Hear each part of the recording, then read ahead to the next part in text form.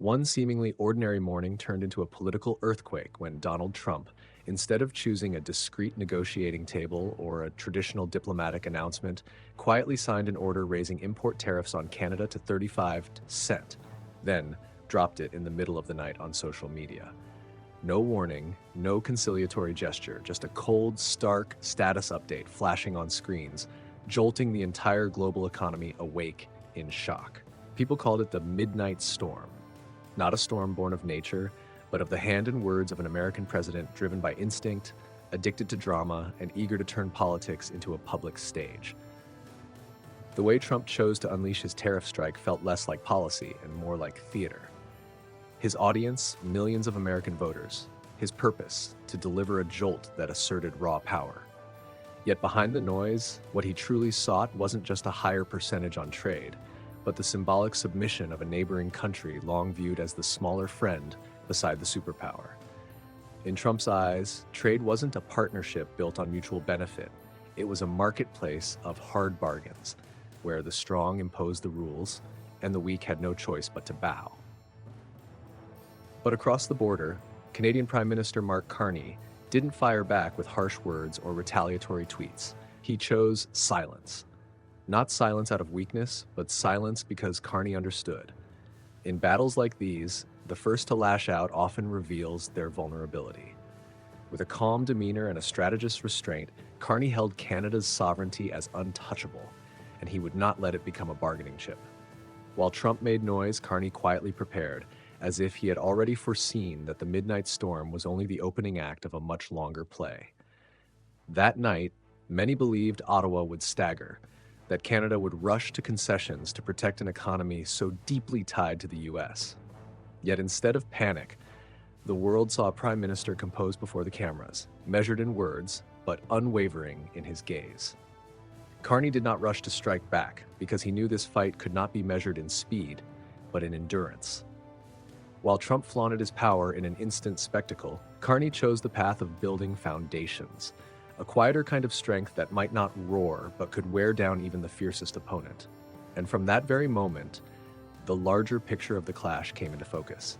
This was no longer just a battle over tariffs, but a collision of philosophies. On one side, faith in force, imposition, and sudden tempests.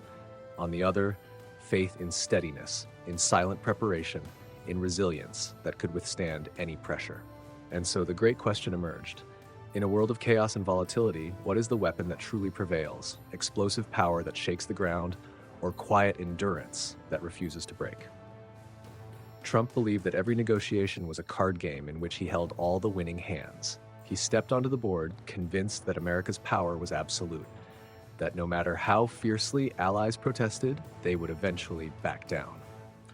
In his mind, Canada was merely a minor partner, dependent on the US market, and therefore bound to concede to avoid greater harm. That was why he never hesitated to hurl heavy accusations, claiming Ottawa was sabotaging American farmers, that Canada was freeloading under Washington's military umbrella without giving much in return. For Trump, every post on social media was more than a warning. It was a way to turn foreign policy into a performance script for his domestic audience.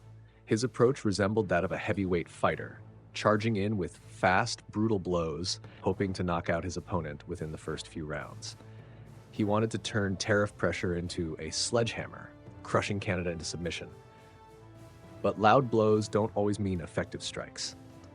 Meanwhile, Carney chose the opposite path. He knew his strength didn't lie in rapid-fire declarations, but in persistence and quiet preparation. He didn't rush to respond, didn't dive into verbal sparring. Instead, Carney focused on fortifying the home front, reassuring his people, and sending out a clear message. Canada would not trade sovereignty for temporary peace. His way of speaking little but doing much evoked the image of a climber, neither flaunting power nor spectacle, just taking steady steps, growing stronger with every mile. That contrast turned the confrontation into something far more than tariff increases. It became a clash of philosophies. Trump wielded explosive force as his weapon, while Carney used endurance as his shield. One side saw sovereignty as negotiable, the other as inviolable. And from that tension, the world began asking, in this turbulent age, what truly determines the outcome? The loud power of the one who shouts, or the quiet resolve of the one who endures? Gradually, the answer revealed itself, not inside meeting rooms, but in the numbers of the economy. As Trump escalated, brandishing tariffs like a sword to prove dominance, cracks began appearing within America itself. Labor signals weakened, businesses hesitated to invest, market confidence wavered. Meanwhile, on the other side of the border, Carney's silence hardened into a steady shield. And from then on, the story was no longer just an exchange of words. It became a grueling test. Could the United States withstand the storm it had unleashed upon itself, while Canada quietly built a fortress of stability to weather whatever came? In the weeks following Trump's decree, America no longer carried its usual air of calm. Dry, impersonal charts suddenly turned into mirrors reflecting an undeniable truth. The labor market showed glaring red numbers. 260,000 jobs vanished in just the first rounds of tariff adjustments. Countless factories froze their hiring plans, and many businesses scrapped investment projects out of fear of the uncertainty created by sudden tax strikes. Business confidence, long one of the economy's most valuable assets, began to tremble. And strikingly, instead of trying to ease the turbulence, Trump chose to attack the very agencies reporting the data, accusing them of exaggerating the problem, as if denying statistics could alter reality. That spectacle revealed a sobering fact. America, no matter how powerful, could not remain immune to storms of its own making. Every tariff Trump launched, instead of landing solely on its target, rebounded and shook the foundations at home. Farmers lost markets, workers grew anxious about their futures, and industrial giants held back from expanding production. Behind Trump's loud confidence lay a stark reality. Short-term, heavy-handed policies could carve deep cracks into an economic structure that needed stability to thrive. Across the border, however, Canada appeared steadier than ever. Instead of threatening retaliation with similar decrees, Carney quietly built defenses. Ottawa poured strong investment into steel, aluminum, and domestic manufacturing. Budget priorities shifted toward protecting Canadian jobs rather than fanning the flames of tension. Carney's government projected a message that was simple yet powerful. We are not being forced to our knees. We are building a shield, sturdy enough to protect us. At this point, America looked like a massive ship lurching in turbulent seas, while Canada resembled a smaller fortress, firm, steady, and ready to weather the storm. The contrast lay not only in economic figures, but in the approaches themselves. One side flaunted power, striking blow after blow to prove dominance. The other relied on preparation, stability, and long-term resilience as its foundation. And from there, observers began to see that this confrontation was no longer merely about tariffs. It was no longer just about who lost how many jobs or who retained how much market share. It revealed something deeper. Behind every decision lay a governing philosophy. Trump placed his faith in control through brute force, while Carney bet on stability and institutional independence. The trade storm had become something greater, a debate for the world itself. Should nations chase strength through the imposition of power, or seek it in endurance and stability? In Trump's eyes, trade was never just numbers or the flow of goods. It was a hierarchy. America had to stand at the top of the tower while allies were meant to remain beneath it. He believed Washington's economic power was enough to force any partner to bow, that a single tweet, a single tariff order could send the world reeling, scrambling to appease him. That's why Trump treated the sovereignty of other nations like a bargaining chip. To him, every agreement, every alliance was only worthwhile if it served America's immediate interests, and more specifically, the political advantage of his own administration. From that mindset, Trump didn't just pressure external partners, he also extended his control inward. He openly criticized the Federal Reserve, seeking to turn an independent institution into a political tool, willing to force the Fed to slash interest rates to juice the market, regardless of long-standing principles. For Trump, every institution, domestic or international, could be reduced to a piece on his power board, as long as it helped him reinforce the image of the strong man before his voters. In complete contrast, Carney stepped onto the political stage with a different philosophy. Coming from a background in finance, having served as governor of both the Bank of England and the Bank of Canada, he deeply understood the value of institutional independence. For Carney, Economic sovereignty wasn't just about guarding the flow of goods, it was about safeguarding the stability of institutions, laws, and principles. He believed that in a volatile world, faith in transparency and long-term stability was what allowed a nation to endure, not noisy surprise blows. That was why Carney chose the path of diversification, gradually reducing Canada's heavy dependence on the US. He expanded ties with Europe, deepened cooperation with Asia, and turned self-reliance into a new form of economic security. To him, a strong nation wasn't the one shouting the loudest in the room, but the one so resourceful that no one could corner it into submission. The difference produced two stark images. Trump as a violent storm capable of shaking an entire region overnight, but just as capable of leaving destruction within his own house. Carney, by contrast, was like a slow-moving river, carving its path in silence, but it was precisely that persistence and endurance that could reshape the course of history.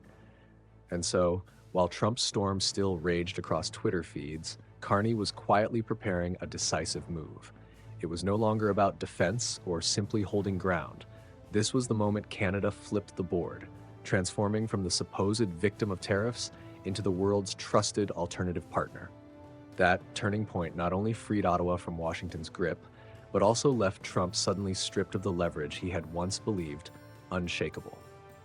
As Trump's stream of posts kept flooding in, and it seemed Ottawa would be trapped in a permanent defensive stance, Carney suddenly shifted the battlefield with a move that stunned not only Washington, but the entire world. Instead of getting dragged into a tit-for-tat game, he opened a different door. Canada quietly signed new trade agreements with Europe and Asia. No noisy declarations on social media, no grandstanding threats, just quiet meetings, closed-door signings, each carrying profound strategic weight. In the very moment people assumed Canada was merely a hostage to American tariffs, Carney transformed his nation into the trusted alternative partner for a world desperate to escape Washington's volatility. That move was nothing short of a reversal of the board. Trump believed tariff pressure would drive Canada to beg, to crawl back to the negotiating table from a position of weakness. But Carney's patience created an entirely new opportunity. Major economies, from Berlin to Tokyo, from Seoul to Paris, saw in Ottawa a safer, steadier gateway. While Trump used tariffs to build walls, Carney opened roads leading outward. Step by step, a country once branded dependent on America was being reshaped into a new trading hub, where partners sought refuge from the tempests of the White House. What made Carney's gambit even sharper was this: 90% of Canada's exports were already covered by trade agreements that shielded them from the very tariff strikes Trump believed would be fatal. In other words, while Washington tightened one side, Ottawa had already flung open others. Instead of suffocating, Canada seemed to breathe more deeply, to stand taller. People began to realize that the noisy blows of pressure had, in the end, become the very push that freed Ottawa from America's shadow. And when Carney appeared before the cameras, face calm but eyes bright, the message he sent was not only for Canadians, but for the world. We are not merely enduring, we are rising from the pressure. The words were soft, but their echo carried farther than any tweet ever could, for they bore the image of a nation no longer cast as a victim of American power, but one now reshaping its place on the global stage. Trump, meanwhile, began losing leverage. He could raise tariffs again, he could growl on the airwaves, but the new markets Canada had secured rendered his threats hollow. The sledgehammer he thought would crush his neighbor slipped uselessly against a foundation already reinforced. As American farmers bore the losses and U.S. companies pulled back in caution, Canadian goods found new pathways, carrying with them the image of a nation that knew how to turn crisis into opportunity. This was the true turning point. From here, the confrontation was no longer about tariff levels, but about two different ways of existing. America was loud, forceful, but increasingly caught in the whirlpool of its own making. Canada was quiet, patient, and suddenly at the center of attention for the world's biggest partners. The very pressure meant to chain Ottawa had become its springboard, propelling it farther than ever before. And that was the dramatic reversal of the board, where the smaller nation forced the giant to stumble in the very trap it had built. As the confrontation drew to a close, two entirely different pictures came into view. In the US, after months of relentless tariffs and displays of power, the economy had grown weary. Hundreds of thousands of jobs had vanished. Businesses delayed investments, and market confidence wavered. Behind the barrage of social media posts lay a quiet weakening, where workers and companies bore the cost of rash political decisions. Trump may have won fleeting applause from crowds who thrived on spectacle, but the real effects dwindled, leaving behind an economy scarred with cracks not easily repaired. Meanwhile, Canada emerged as the complete opposite. Without noise or showmanship, Carney steered the country with persistence and steadiness. He chose to build foundations, strengthen domestic manufacturing, diversify markets, and expand ties with new partners. As America rocked in the storm of its own making, Canada stood firm like a fortress. Quiet yet solid trade agreements not only allowed Ottawa to withstand pressure, but also elevated its standing in the eyes of the world. From being seen as dependent, Canada had transformed into a safe haven for economies seeking stability in an age of turmoil. That contrast carries a profound lesson.